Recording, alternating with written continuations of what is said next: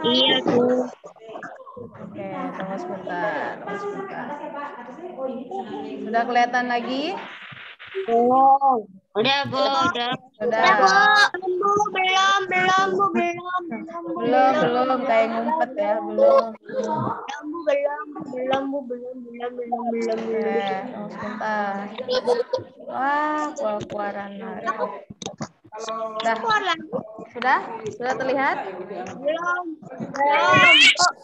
Nah, oke, kita mulai ya. Udah, Bu. Ya, oke, kita mulai ya. Musyawarah. Udah, Jadi, Bu. musyawarah berasal dari bahasa Arab yang artinya Musyawarah. ya, bahasa Arabnya syawaro, artinya berunding ya, atau rembukan, menganjurkan berunding ya. Oke. Oke, selanjutnya. Iya. Oke. Jadi musyawarah, pengertian musyawarah adalah sesuatu kegiatan membicarakan atau membahas atau memecahkan masalah, mengambil keputusan secara bersama-sama dengan tujuan untuk mencapai kesepakatan yang mufakat ya. Musyawarah itu nanti saja ya, nanti. Jadi musyawarah itu suatu kegiatan nih untuk memecahkan masalah yang ada, untuk mengambil keputusan secara bersama-sama. Jadi bukan keputusan sepihak atau keputusan sendiri ya, tapi keputusannya bersama-sama. Oke.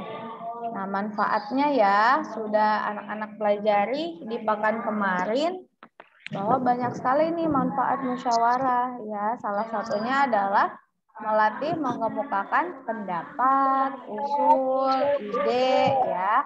Wah, banyak banget nih manfaatnya dari musyawarah ini. Kemudian kita lanjut saja ya. Sikap yang harus diperhatikan nih, misalnya mau kerja kelompok ya, musyawarah.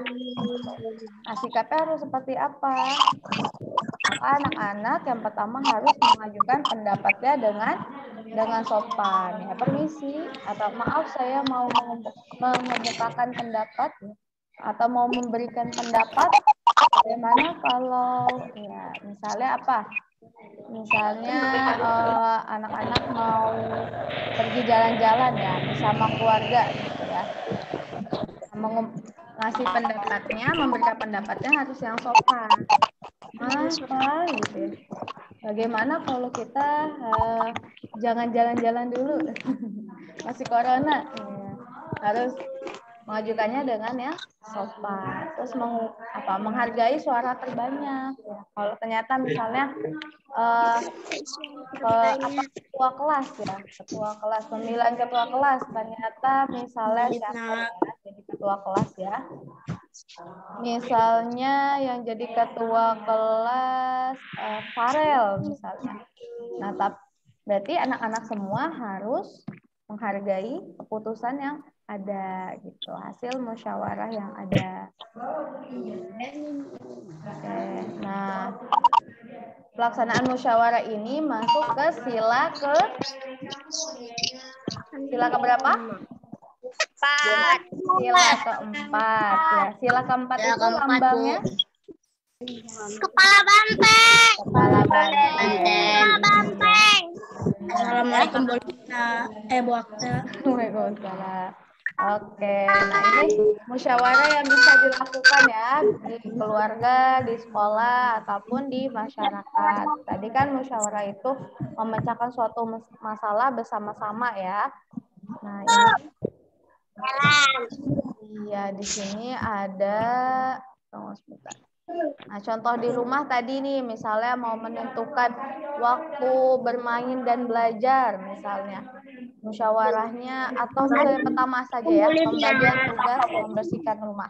Misalnya kumpul tuh, ayahnya, ibunya, kakaknya, adiknya kumpul. Terus kemudian disepakati. Untuk hari Minggu kita akan bersih-bersih rumah, ya disepakati pembagiannya. nanti ayah bagian mencuci mobil misalnya atau motor, terus nanti adik menyapu, nanti kakak yang menyiram tanaman misalnya, kemudian nanti ibu yang memasak dan menyuci baju misalnya seperti itu. Nah itu dimusyawarahkan bersama-sama dengan warga yang ada. Kalau di kelas, kalau misalnya nanti sudah normal kembali, semua anak-anak boleh masuk ke sekolah, kondisinya sudah membaik.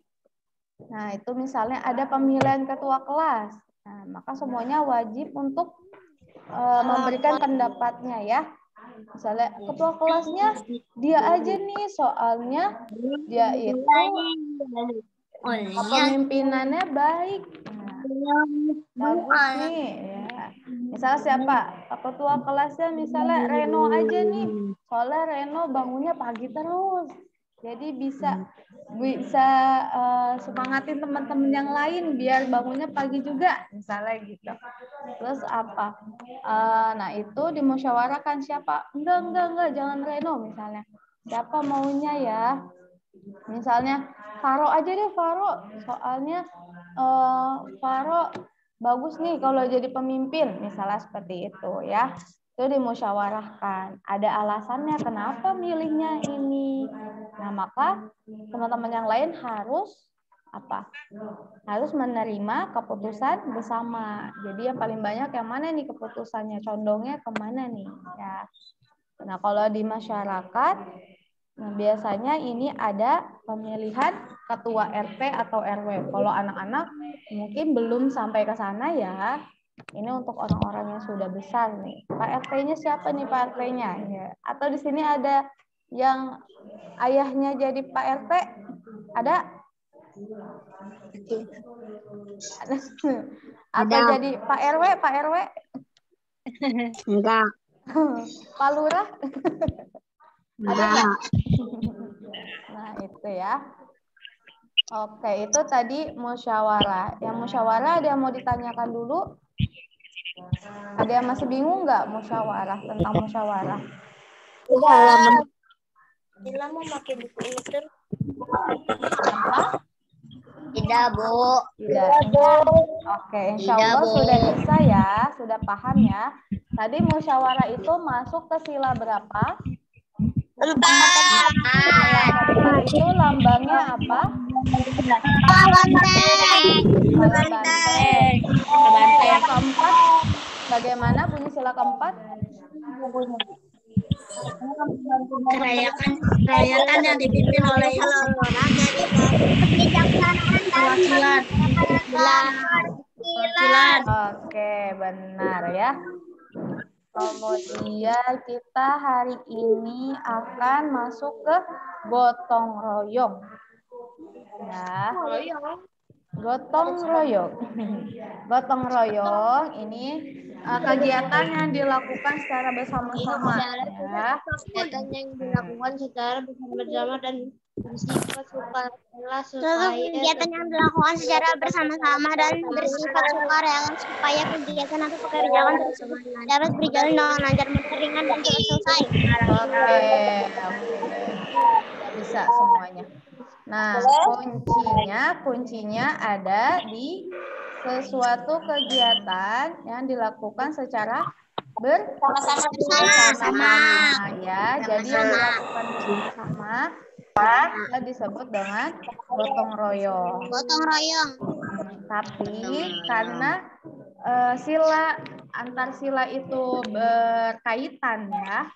Jadi sila 5 itu berkaitan juga dengan sila ketiga, dengan sila kedua. Jadi kalau sila kelima ini, gotong royong ini, kata kuncinya ada di kegiatan yang dilakukan secara bersama-sama. Ya, kalau persatuan yang sila ketiga itu lebih kepada menghargai orang lain ya. Tidak membedakan satu sama lain. Nah, itu masuknya ke sila ketiga persatuan. Nah, untuk membantu sesama dalam hal kemanusiaan ya, misalnya bencana alam, itu kan membantu ya. Itu sila kedua. Iya, saling berkaitan ya, hati-hati ya. Kemudian, nah manfaatnya apa nih? Manfaatnya apa ketika kita melakukan gotong royong? Ternyata banyak juga ya. Apa aja coba? Meningkatkan kebersamaan keluarga, kekompakan, pekerjaan menjadi lebih ringan dan persatuan hubungan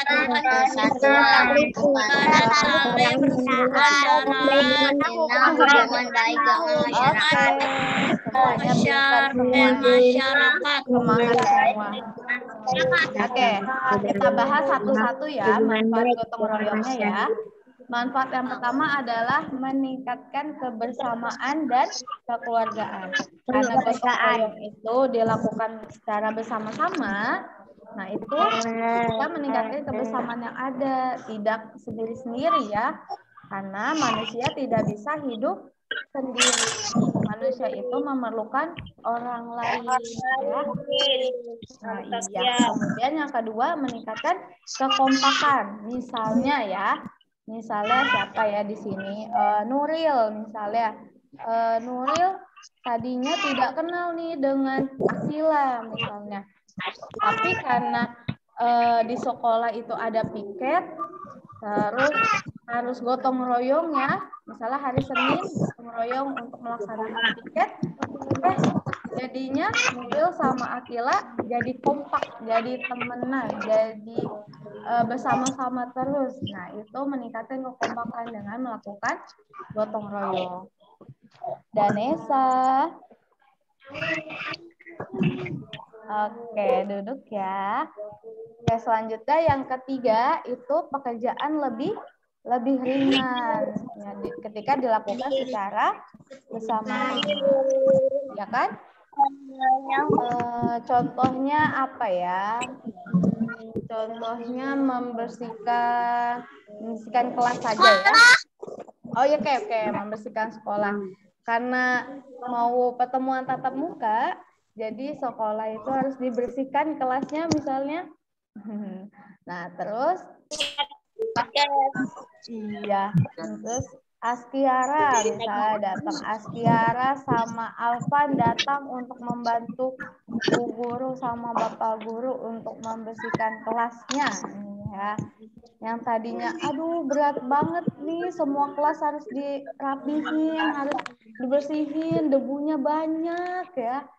Nah, ketika dilakukannya bareng-bareng ya, bersama-sama, itu akan menjadi lebih ringan dan cepat selesai. Dan masih banyak lagi ya. Ada mempererat rasa persatuan dan kesatuan, mempererat tali persaudaraan, membina hubungan baik dengan masyarakat. Ya nih, yang keenam itu membina hubungan baik dengan masyarakat. Yang tadinya nggak pernah keluar misalnya atau sendiri aja di rumah, ketika gotong royong bertemu orang lain, ya harus berinteraksi dengan orang lain, ya komunikasi dengan orang lain. Maka harus dijaga hubungan yang baik. Oke, kita lanjut. Nah, gotong royong ini Orang yang merupakan ciri khas bangsa yang merupakan ciri khas dari bangsa Indonesia. Kegiatan gotong royong menolong dan kerjasama. Jadi ciri khas Indonesia itu ada pada gotong royongnya. Hebat banget nih orang Indonesia ya. Sering membantu orang lain, ya kan? Dilakukannya secara bersama-sama. Nah, ketika melakukan kegiatan ini, maka sikap yang kita lakukan itu ada dua sekaligus yang berbarengan, yaitu menolong dan kerjasama. Ya. Gotong royong merupakan ciri khas bangsa Indonesia dan gotong royong sikap menolong dan kerjasama. Jadi ketika kita melakukan gotong royong, kita bukan hanya bekerja sama, bukan hanya kerja aja nih sama orang lain, tapi kita bisa menolong orang lain juga, saling tolong menolong juga, gitu ya. Nah, ini contoh-contohnya nih, contoh-contoh gotong royong di lingkungan rumah, di sekolah, di lingkungan masyarakat, ya. Semuanya rata-rata dilakukan, bukan rata-rata ya, semua dilakukan secara bersama-sama, membersihkan rumah bersama-sama, kemudian menjaga fasilitas sekolah bersama-sama, membangun masjid, sekolah, dan fasilitas umum bersama-sama. Bersama-sama di sekolah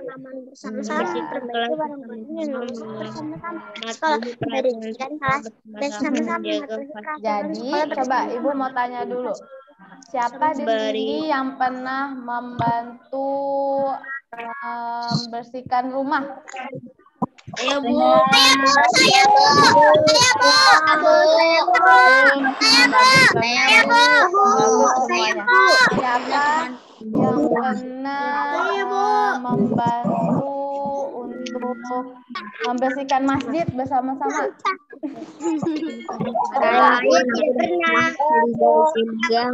Kalau taraweh dulu ya suka bersihin karpetnya ya.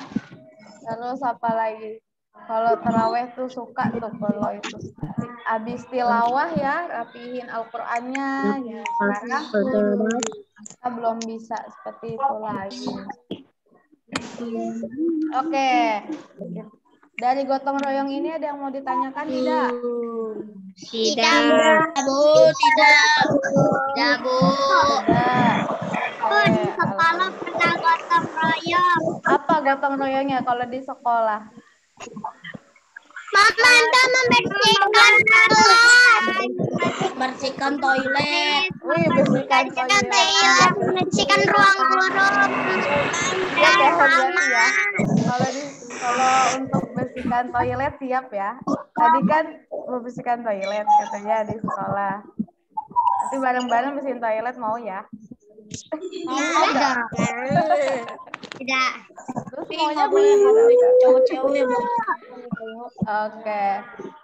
Selanjutnya nih, yang terakhir kita akan membahas terkait hidup sederhana. Wah. Hidup sederhana adalah hidup yang sesuai dengan kebutuhan serta tidak berlebihan dalam menggunakan harta. Oke.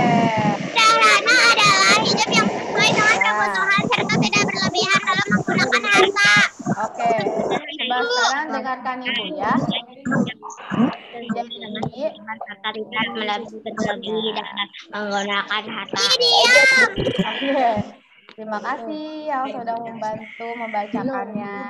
Jadi, hidup sederhana, hidup yang sesuai dengan kebutuhan ya. Intinya sesuai dengan kebutuhan. Bukan kemauan. Ya. Kebutuhan. Beda ya, kebutuhan sama kemauan ya. Kalau kemauan nggak pernah Hidup sederhana selesai. hidup sesuai dengan kebutuhan Biar dalam menggunakan harta. Mau tas baru, habis itu baju baru, habis itu sepatu baru, habis itu apa lagi ya? Yang baru-baru pokoknya. Beda ya kalau sesuai kebutuhan. Sepeda baru. Atau sepeda baru. Atau sesuai kemauan. Jadi kita hidupnya harus sesuai dengan kebutuhan. Hidup sederhana, tidak berlebihan. Misalnya, Saya punya mainan banyak. Mainan banyak. Itu Saya sesuai punya kebutuhan Barbie banyak, tidak? Bu. Misalnya nih, ketika mau masuk sekolah ini, ada sepatu baru ya, diberikan sepatu baru. Ya. Terus Belum masuk sekolah, Bu. Iya. Bu, saya pernah Bu, kemarin saya masuk sekolah. Iya, sepatunya baru. Terus nanti bulan besok, Bu beli sepatu baru lagi. Aku maunya sepatu yang model baru, tuh cakep, warnanya bagus, misalnya seperti itu. Itu karya apa, Bu? Ntar bulan berikutnya lagi.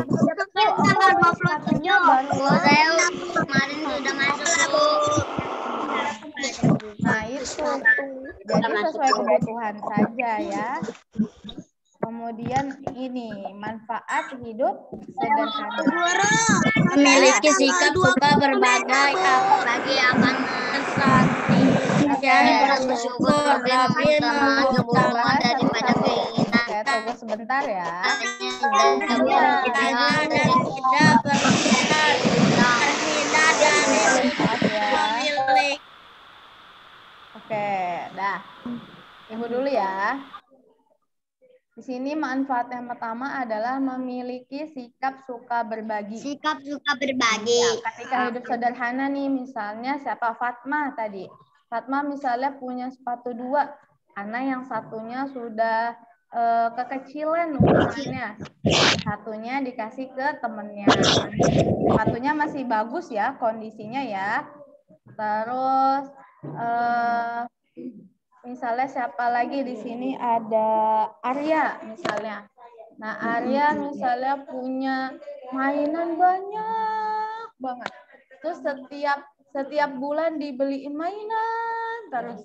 Nah, itu bisa dibagikan ke temannya yang membutuhkan. Misalnya siapa? Misalnya teman-teman yang baru mengalami bencana alam misalnya ya. Atau temennya ada yang kebakaran. Nah, untuk menghibur temennya itu, makanya Arya memberikan mainannya untuk teman yang lain. Tuh. Terus yang kedua, akan senantiasa bersyukur.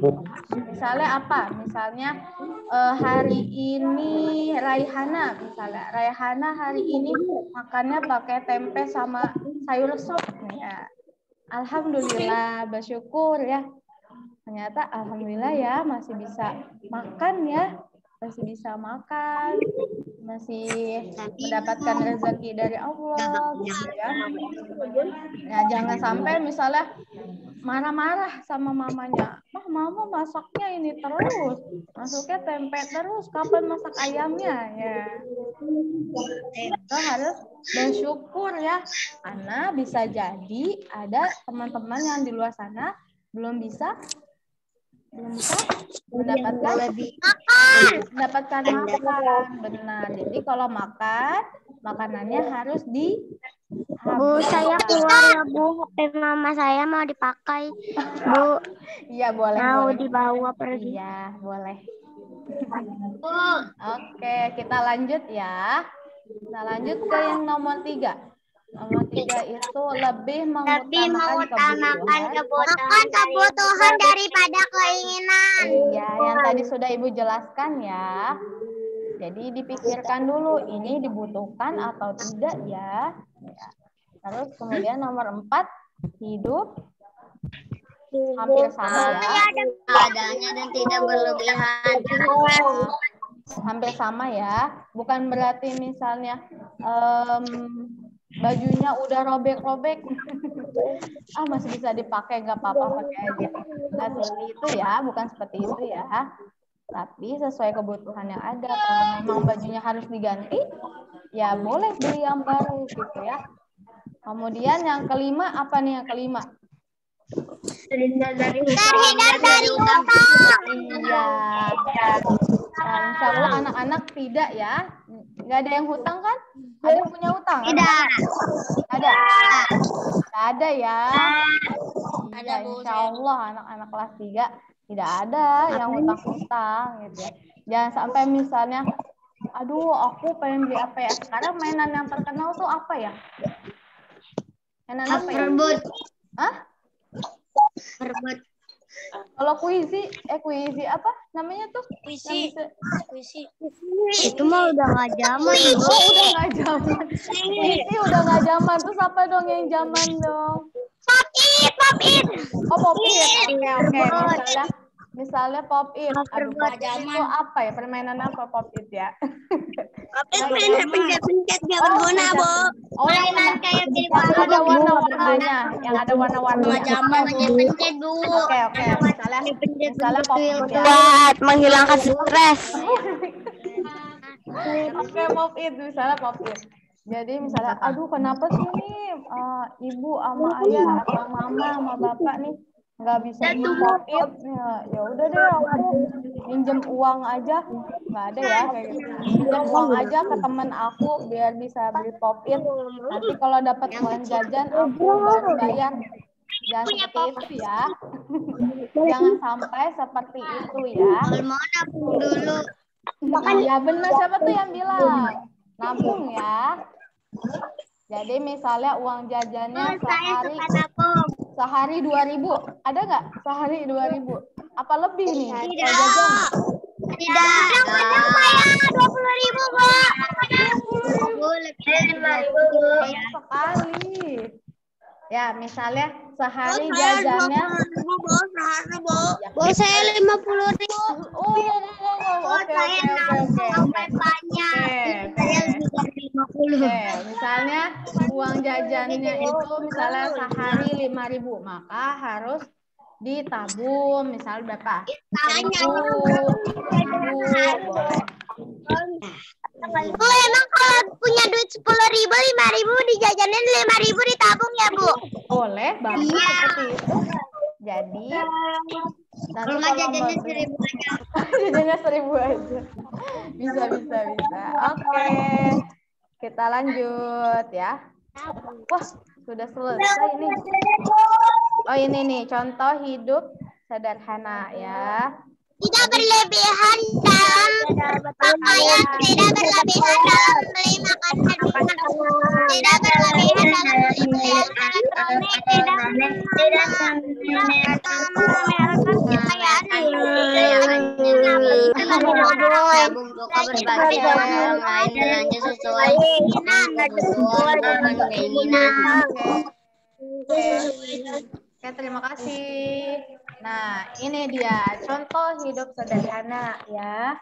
Ya, nomor 1 tadi sudah kita bahas juga ya sebelumnya ya. Tidak berlebihan dalam berpakaian gitu ya. Misalnya setiap hari maunya pakai gaun gitu ya. Atau yang laki-laki maunya tiap hari bajunya ganti yang baru terus ya.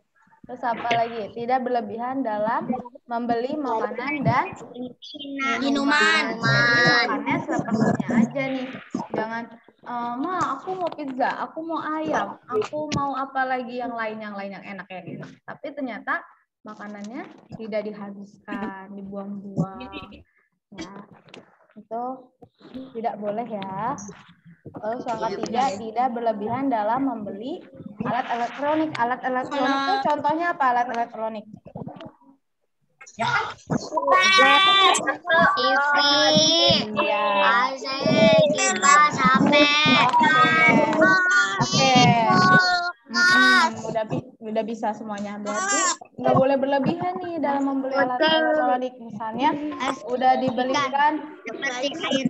sudah dibelikan sama ibu atau ayahnya misalnya HP yang bisa buat belajar PJJ, terus maunya enggak Bu, saya maunya kameranya yang banyak, pokoknya beliinnya kameranya sampai 10 kameranya sampai 10, pokoknya yang cakep, bisa foto-foto sama teman-teman. Nah itu tidak usah berlebihan ya, sesuai dengan kebutuhan yang ada aja untuk belajar misalnya gitu.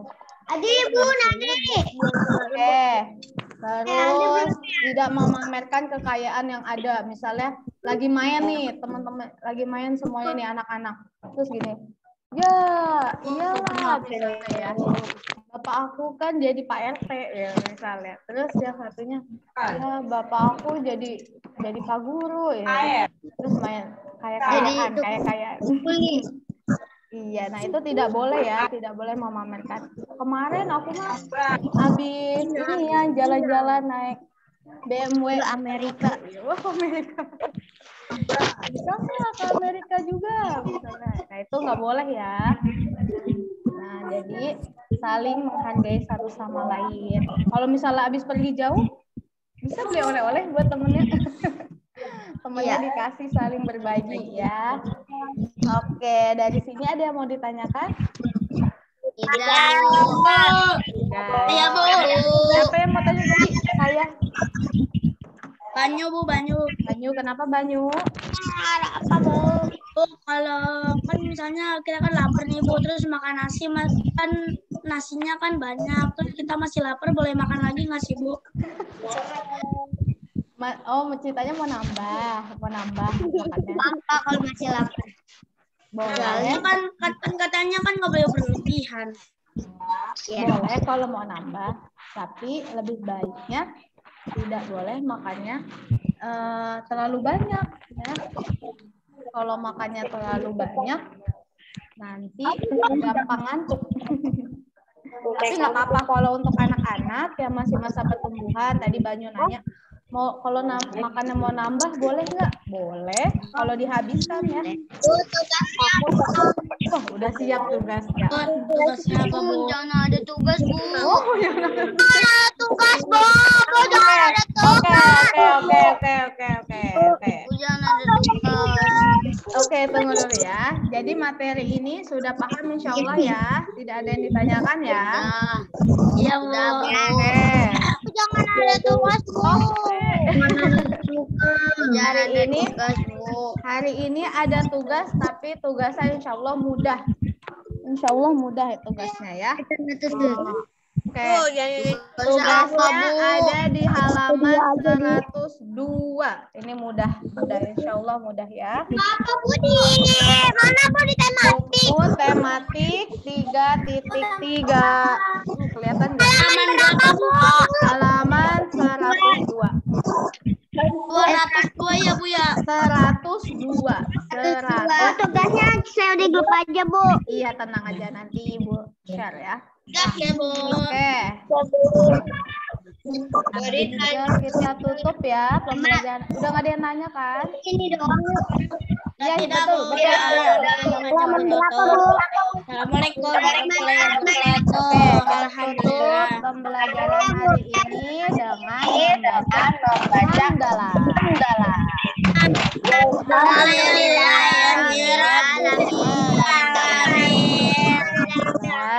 Terima kasih anak-anak sudah mengikuti pembelajaran hari ini. Semoga anak sehat selalu ya.